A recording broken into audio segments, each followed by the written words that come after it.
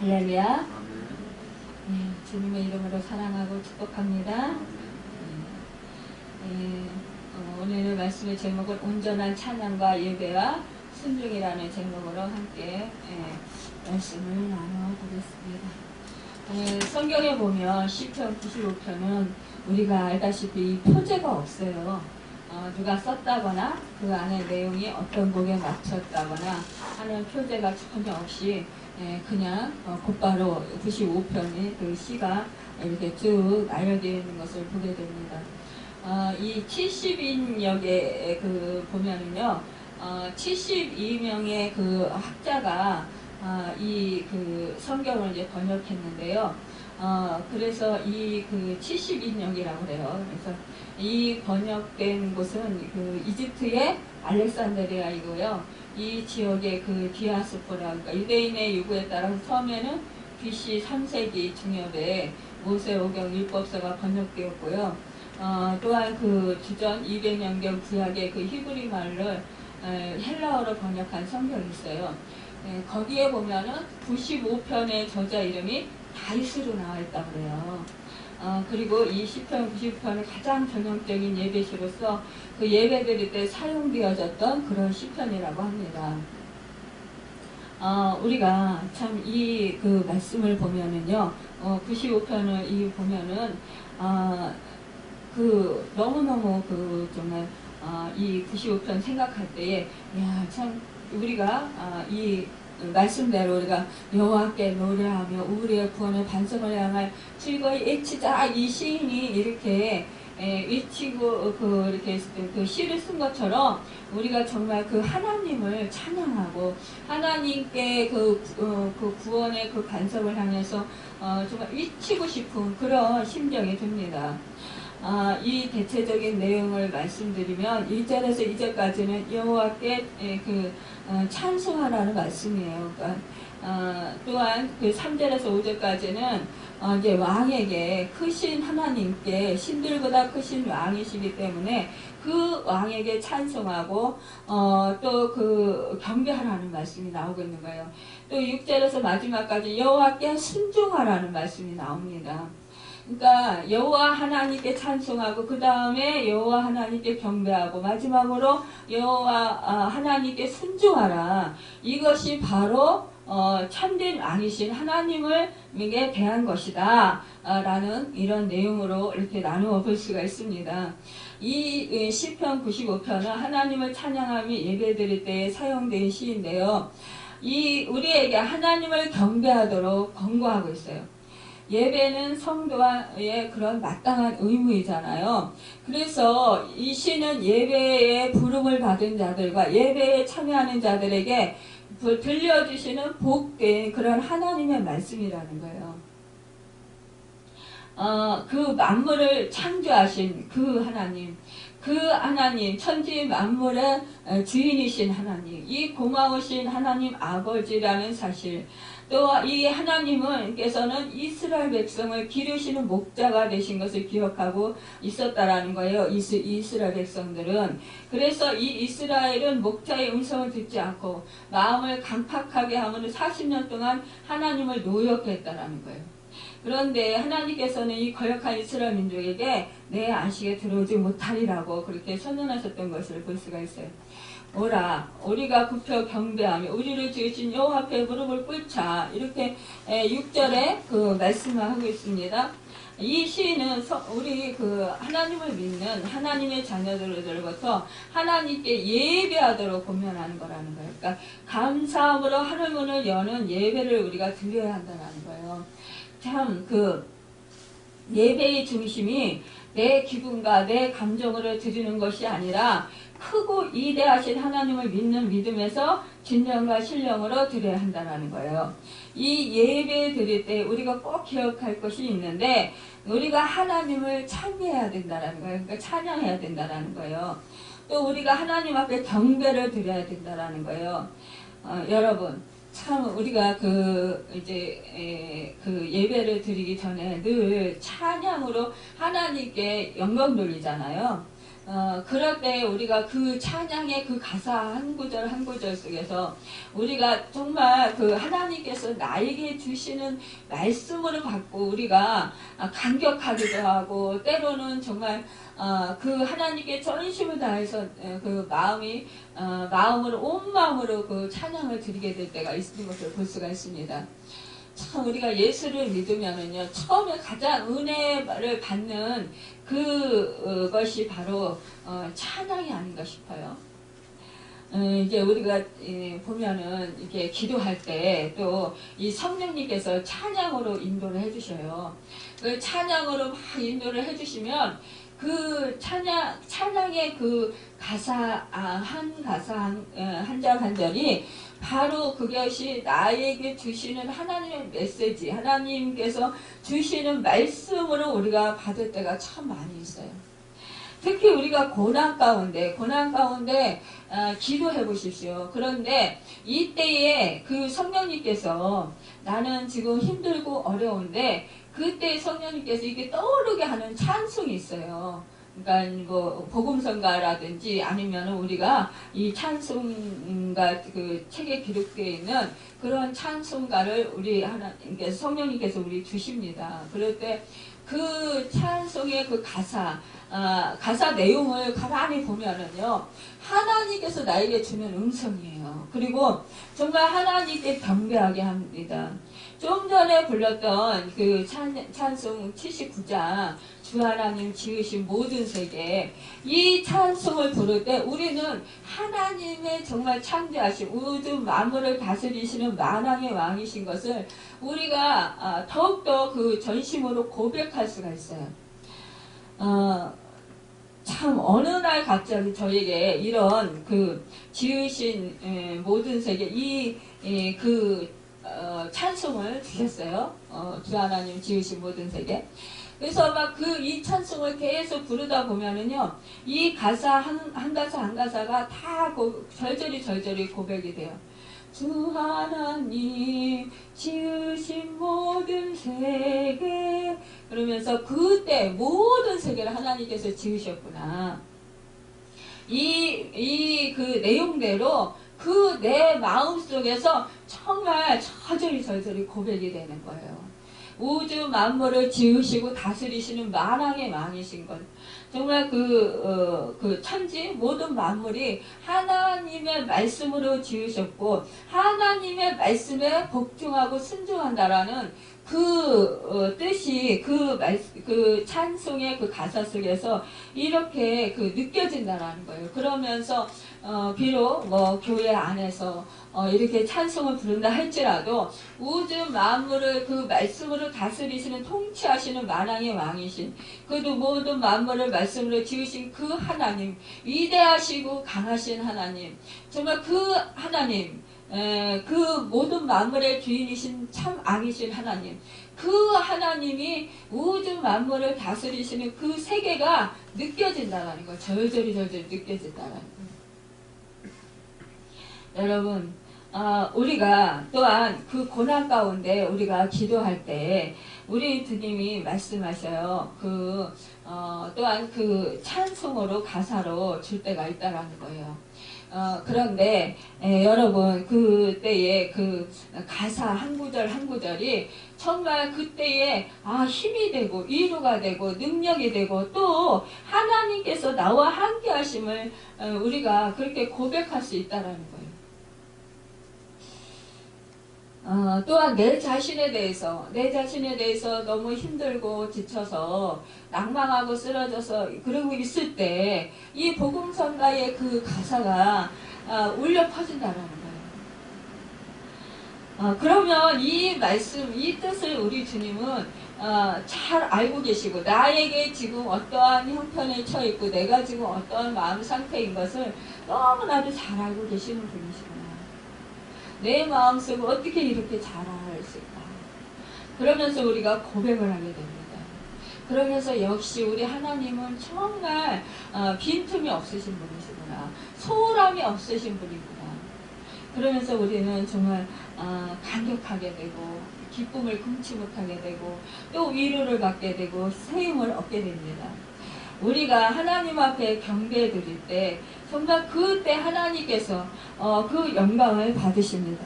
여러분, 찬송은요 하나님의 은혜에 대한 우리 그 성도의 기쁨을 표현하는 것이래요. 또한 우리가 또한 하나님께 고백을 하는 것입니다. 믿음의 고백을 하는 것이에요. 그런데 정말 이 하나님께 우리가 기뻐하고 즐거워할 때에 이 사단은 정말 우리를 공격하지 못해요. 여러분, 우리가 고난 가운데 있을 때 또 마음이 어떠한 문제로 인해서 침체되어 있을 때 그때 일부러라도 하나님을 찬양해 보십시오. 그러면은요 정말 그것이 사단을 물리치는 그 강력한 그 무기인 것을 우리가 느끼게 되고 깨닫게 돼요. 왜냐하면은요 마음이 그 침체됐던 마음이요 이 찬양의 가사를 통해서 우리가 위로를 받게 되고 새 힘을 얻게 되고요. 또 주님의 음성을 듣게 되고 내가 어떻게 해야 되는가를 깨닫게 된다라는 거예요. 그럴 때 더 이상 이제 우울해하지 않을 수가 있다라는 거예요. 그리고 하나님께 더 가까이 나아갈 수 있다라는 거예요. 하나님을 더욱더 의지할 수 있다라는 거예요. 그런데 우리 하나님은 우리가 억지로라도 정말 일부러라도 찬양을 드릴 때, 찬송을 드릴 때 그 하나님께서는 우리를 그 대적하는 그 사단을 물리치신다라는 거예요. 우리를 하나님께서는 그 대적의 손에서 우리를 구원하시고 우리로 하여금 수치를 당하지 않게 하신다라는 거예요. 우리가 많은 사람들이 그래요. 하나님께 기도 드리려고 하면 기도가 잘 안 돼요. 그래서 너무 힘들어요. 어떻게 하면 기도를 잘할 수 있을까요? 그리고 잡생각이 너무너무 많이 들어요. 그리고 정신이 집중되질 않아요. 마음이 한 대로 모아지지 않고 자꾸 흩어져요. 그래서 하나님께 집중적으로 기도할 수가 없어요. 이렇게 말하시면서 굉장히 안타까워 하시는 분들이 있어요. 그럴 때 저는 그분들에게 이렇게 권면을 해요. 그렇다면 그 찬송을 하나님께 드려보세요.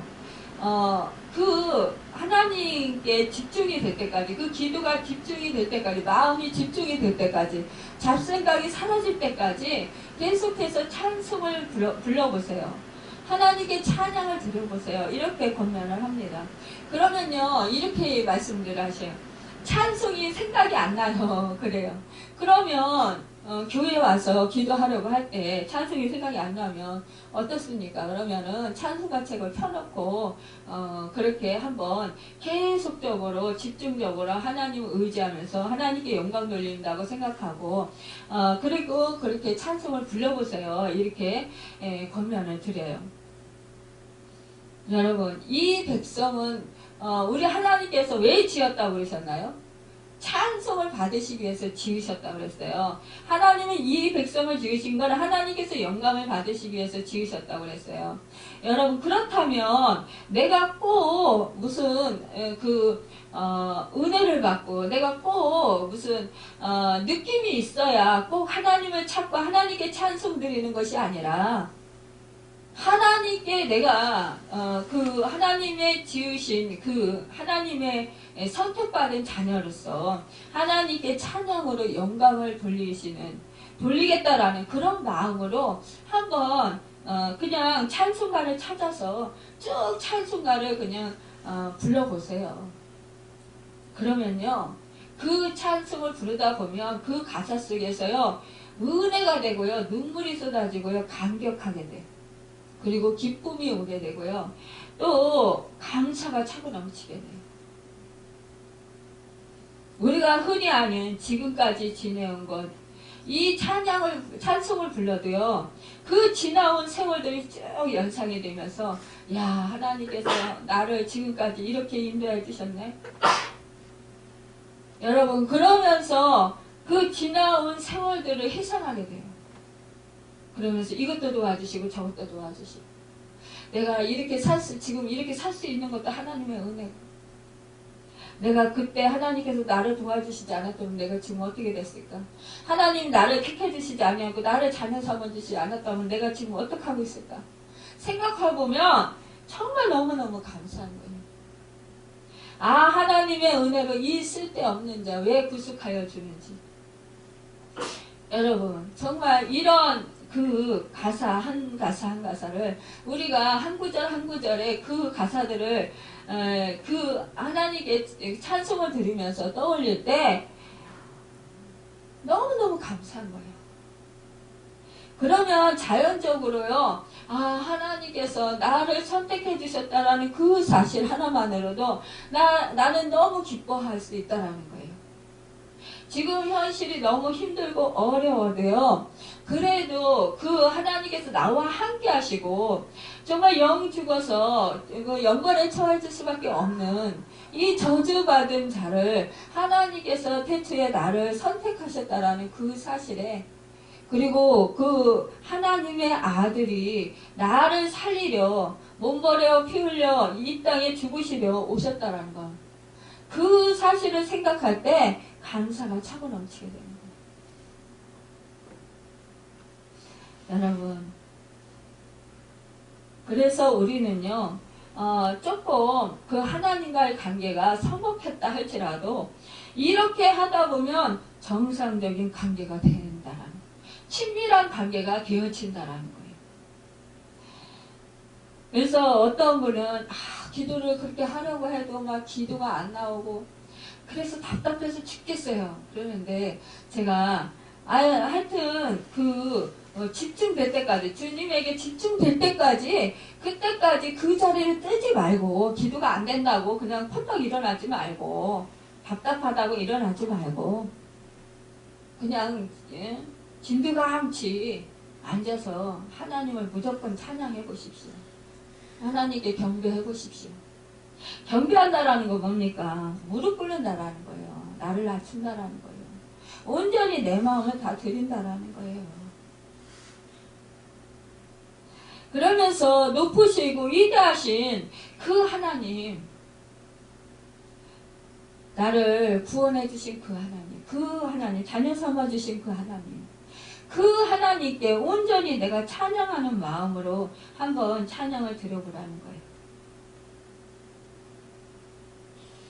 하나님 앞에 찬송과 영광을 돌릴 때에 그때 하나님께서 그 영광을 받으시고 나에게 한없는 은혜와 복을 내려주신다는 거예요.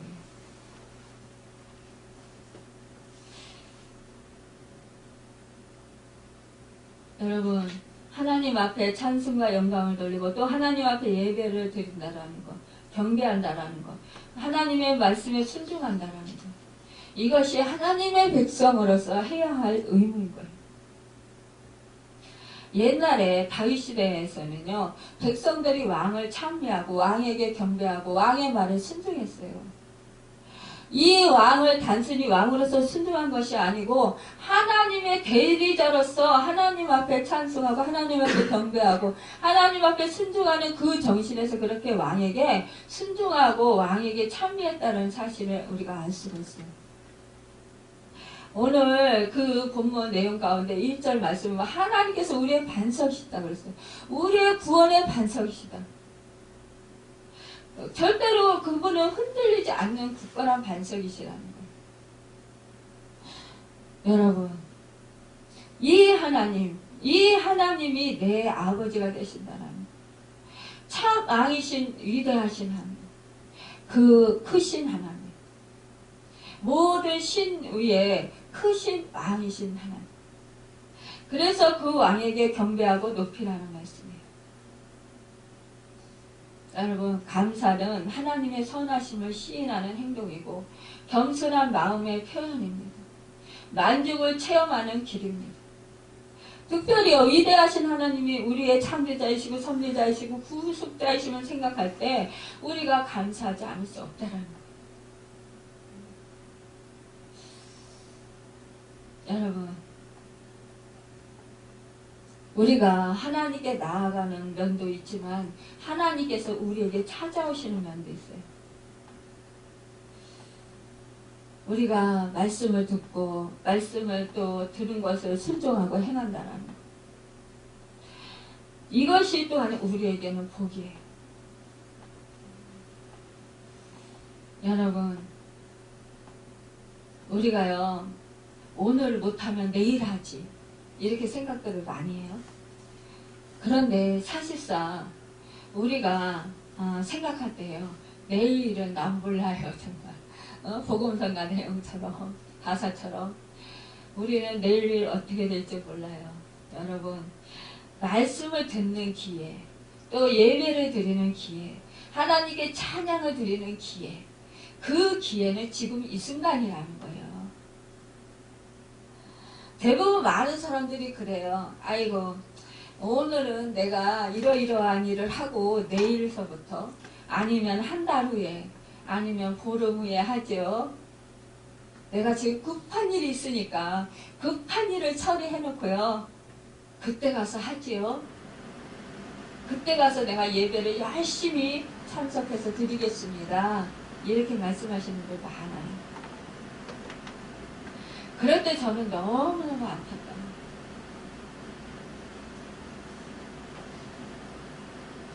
내일 어떠한 일이 일어날지 우리가 어떻게 압니까? 하나님만이 아시죠.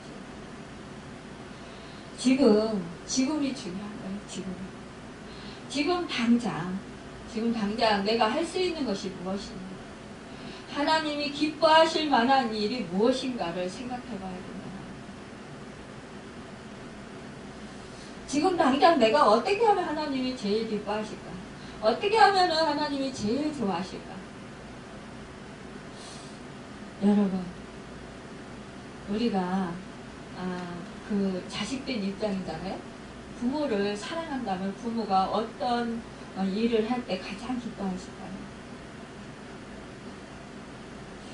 내가 부모 입장이라면 자식이 내 앞에서 어떻게 할 때 가장 내가 기쁠까요? 요즘에는 만물 시대라서 부모님들도 돈을 갖다 줘야 좋아한다고 그래요. 그런데 여러분 참 그래서 참 마음이 씁쓸해요. 그런데 우리 하나님에게 돈이 필요할까요? 여러분, 우리 하나님께 가장 필요한 것이 무엇일까요?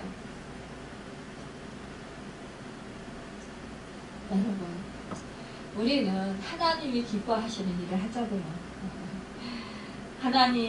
하나님께서 기뻐하시는 일은 하나님께 찬양으로 영광 돌리고 하나님을 경배하고 하나님을 참으로 예배하는 자들입니다.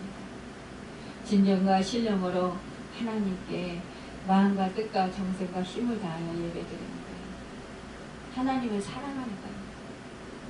주 예수 그리스도를 사랑하는 거예요. 우리가 또한 말씀을 듣는 것입니다. 여러분, 하나님의 말씀만이 우리에게 정말 의미를 주고 참 생명을 줍니다.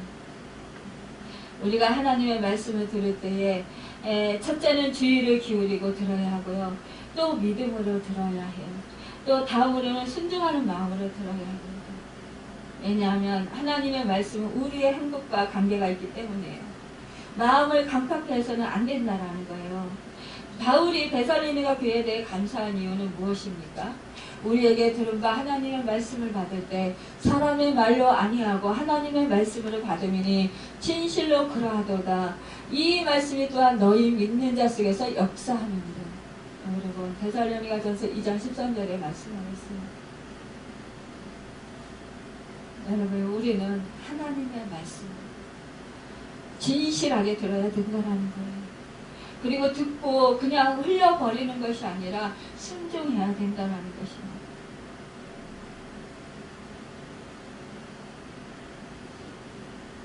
여러분, 우리는 하나님께서 우리의 목자 되심에 감사해요. 예수로 말미암아 구속의 은혜를 입혀주신 그 은혜에 감사해야 된다는 거예요. 여러분, 이스라엘 백성은요, 출애굽 후 무리바와 마사에서 마음이 완악하여 불신과 원망의 죄를 지었다고 했어요. 이스라엘 백성들은 광야 40년이 지나면서 하나님께 너무나 많은 죄를 지었습니다. 우리는요, 과거의 잘못은 절대로 본받지 말고 또 선한 것을 본받아야 할 거예요. 저들의 광야 생활의 범죄를 우리가 되풀이하지 아니하고 바로 사는 비결은 무엇일까요? 그것은 원망하지 말고 감사하는 삶일 것입니다. 여러분, 이스라엘 백성들은 하나님께서 그들에게 그 애굽에서 종살이 할 때 그 부르짖는 소리에 정말 그들을 10가지 재앙을 통해서 구출해 주셨어요. 그리고 홍할길을 가르시고 그리고 마른 땅이 되게 하셔서 그들을 건너게 하셨어요. 그들을 쫓아오던 그 애굽의 군대들은 바로와 그 애굽의 군대들은 다 하나님께서 물을 닫으셔서 수장시켜 버리셨어요. 원수들로부터 그들을 구해주셨다는 말이에요. 그리고 하나님께서는요, 그들에게 정말 낮에는 그 시원하도록 구름기둥으로 그들을 그렇게 가려주셨어요. 뜨거운 태양을. 밤에는요, 그 사막 지역에 추우니까 뜨거운 불로서 그들을 춥지 않게 보호해 주셨어요. 그리고 그 뒷짐승이 그들을 해할까 하나님께서는 불기둥으로 그들을 지켜주셨어요. 악한 짐승이 그들에게 달려들지 못하도록.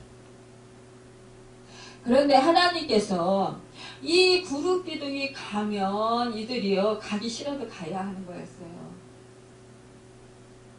혼자 가기 싫어요. 나 몸이 아파서 못 가요. 이런 핑계를 내고 따라가지 아니하면 어떻게 되겠어요? 그 사람은 결국 광야에서 맹수의 밥이 돼서 죽거나 아니면은 추위에 떨어져 죽거나 먹을 것이 없어서 죽었을 거예요. 아파도 구름기둥이 움직이면 가야 했습니다. 이것이 바로 우리가 순종해야 할 일인 거예요. 가기 싫어도 구름기둥이 움직이면 가야 돼요. 앞서서 가시면 가야 돼요. 또한 내가 가고 싶어도 멈춰 있으면 열흘이고 한 달이고 뭐 6개월이고 그냥 그 자리에 있어야 되는 거예요. 머물러 있어야 되는 거예요. 내 마음대로, 내가 생각한 대로, 내가 계획한 대로 그렇게 움직여서는 안 된다는 거예요. 그러면 결국은 나는 맹수의 밥이 되거나 아니면은 굶어서 죽게 된다는 거예요. 여러분, 이렇게 이스라엘 백성들에게 수많은 그런 전쟁에서도 구원해 주시고 하나님이 주신 그 가나안 땅을 주셨어요. 그럼에도 불구하고 이들은 그 물이 부족하다고 해서 원망하고 또 이들은 어떻게 해요? 그 애굽에서 종살이 할 때 먹었던 위와 부추와 이런 채소들 또 고기 이런 것들을 못 먹는다고 원망했잖아요. 불평했잖아요. 여러분, 우리도 이와 같다라는 거예요. 우리 그런데 이렇게 이스라엘 백성처럼 원망하지 말자라는 거예요. 불평하지 말자라는 거예요. 어떠한 일이 있어도. 또 보면은 후회하지 말고 전진해야 된다는 거예요. 내가 어저께 참 잘못했어. 후회가 돼. 후회만 계속하고 앞으로 나아가지 않는다면 참 그것처럼 바보 같은 일은 없을 거예요. 그래서 이사야서에서 말씀하십니다. 이전 일을 기억하지 말라. 옛전 일을 생각하지 말라. 여러분, 예전에 또 어저께 오늘 내가 뭘 좀 실수를 했어. 그것 때문에 후회가 돼가지고 그것을 교훈으로 삼고 우리가 앞으로 다시 그 실패를 또 그 실수를 하지 않아야 되겠다 하고 결단하고 앞으로 나아가면 되는 것입니다. 그것을 후회해가지고 자꾸 그냥 한숨 쉬고 또 그냥 그 나를 책망하고 또 나를 그냥 나 자신을 갖다가 그냥 막 무시하고 나 자신을 막 초라하다고 그렇게 생각하고 정죄하고 이러면 결국 사단만 좋아해요. 사단이 이때다 그리고 그냥 다 공격을 한다는 거예요. 호시탐탐 이 사단은 우리를 공격할 기회를 찾고 있어요. 여러분 그 사단에게 마음 뺏기지 마시길 바랍니다. 또한 우리가 몸을 더럽히지 말고 성결한 생활을 해야 해요. 여러분 그래도 여러분들은 참 이렇게 그 몸을 더럽히지 않는 그런 생활들을 하셔서 참으로 감사합니다. 여러분 우리가 이 세상을 살아가다 보면은 참 우리 몸을 갖다가 참 안타깝게도 소중하게 여겨야 되는데도 불구하고 참 혹사하는 일들이 참 많이 있어요. 그런데 참 예전에 제가 시골 친구가 있었어요. 근데 오래간만에 만났는데 지금은 이제 하늘나라 갔어요. 근데 그 동창인데 그 친구가요 술을 너무 많이 먹어서 신장인가 그게 하나가 다 망가진 거예요. 그럼에도 불구하고 술을 먹은 거예요. 그런데 그 형이 어떻게 그게 맞았나 봐요. 그래가지고 하나를 줬대요. 이식을 한 거예요. 이식을 했는데 그러면 정말 열심히 형의 고마움을 갚기 위해서라도 열심히 정말 그 몸을 관리 잘하고 그러면서 살아야 되잖아요. 그런데 아니 그 형의 고마움도 모르고 술을 또 먹는 거예요. 그러다 보니까 그 병이 다시 심해졌어요. 그래가지고 이 친구가 병원에 중환자실에 입원하는 게 아주 그냥 껐떡하면 입원하는 거예요. 그래서 이제 제 친구를 통해서 제가 이제 병문안을 갔잖아요. 가서 이제 예수를 믿으라고 복음을 전했어요. 그러면서 그랬는데 그 영접기도를 시켰어요. 근데 그날따라 하나님께서 이 친구를 중환자실로 입원하게 하셨는데 그 중환자실 옆에 있는 사람이 죽었어요. 그걸 보고 이 친구가 쇼크를 받은 거예요. 그러니까 덜덜덜덜덜덜 남자이지만 속으로 떨었던 거예요. 그러니까 그때 이 복음을 전하니까 이 친구가 딱 받아들이는 거예요. 그래가지고 영접 기도를 받았어요. 받고 눈물을 흘리고 그랬어요. 근데 나중에 자기 엄마는 교회 다니셨어요. 그런데 그 엄마한테 그러니까 저희가 이제 성경책을 선물을 했는데 그 성경책을 주면서 엄마 내가 열심히 신앙생활을 하지 못해서 미안해요. 이제 내가 먼저 가니까 엄마가 이 책으로 신앙생활 잘 하시고 나중에 오세요. 이렇게 말씀을 드렸다라는 거예요. 그리고 결국 이제 하늘나라 갔어요. 여러분 우리는 이렇게 미련한 짓을 안 하게 된 것이 너무나 감사합니다. 여러분 참 이렇게 어리석은 그런 인생도 있다라는 거예요. 이거 얼마나 안타까운 일이에요. 또한 우리가 하나님이 싫어하는 생활을 버리고 하나님이 사랑하는 생활에 힘써야 된다는 거예요. 바른 예배 생활하고 또한 하나님에게 감사와 찬양으로 드려야 된다는 거예요. 또한 예배당 안에서만 하는 것이 아니라 예배를 드리는 것이 아니라 우리 삶의 현장에서 기쁠 때나 슬플 때나 형통할 때나 막힐 때나 또 어려운 일이 있을 때나 고난의 때라 할지라도 감사의 찬양의 제사를 드려야 한다는 거예요. 원만 불평하는 것이 아니라 하나님의 선하신 뜻을 우리가 생각하고 하나님께 감사함으로 우리가 기뻐하며 살아가야 된다는 거예요. 하나님을 찬양하는 자들은 항상 하나님의 뜻에 순종하는 삶을 살아야 한다는 거예요. 여러분 이렇게 하나님을 원망하는 사람들은 하나님의 안식에 들어가지 못한다고 했어요. 우리는 온유와 겸손한 마음을 가져서 하나님께 굴복하여야 한다는 거예요. 하나님께 굴복한 자는 같은 죄를 반복하지 않는다는 거예요.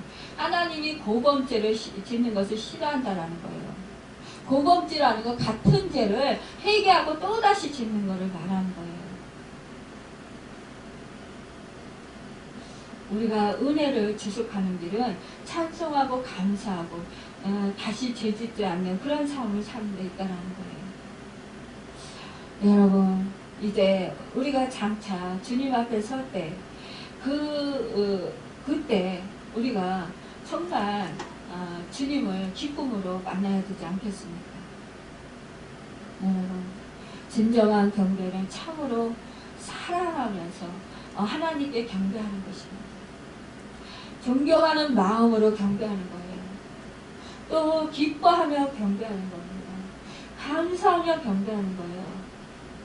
하나님 앞에 우리가 진정한 그런 경배를 드려서 정말 온전한 하나님의 그 기뻐하시는 그런 우리가 되기를 바랍니다. 여러분, 온전한 찬양과 예배와 순종의 삶을 살아서 정말로 그 온전하신 그 하나님을 기쁘시게 드리는 우리 모두가 되고 영광 돌려드리는 우리 모두가 되기를 예수님의 이름으로 축원합니다. 기도하겠습니다.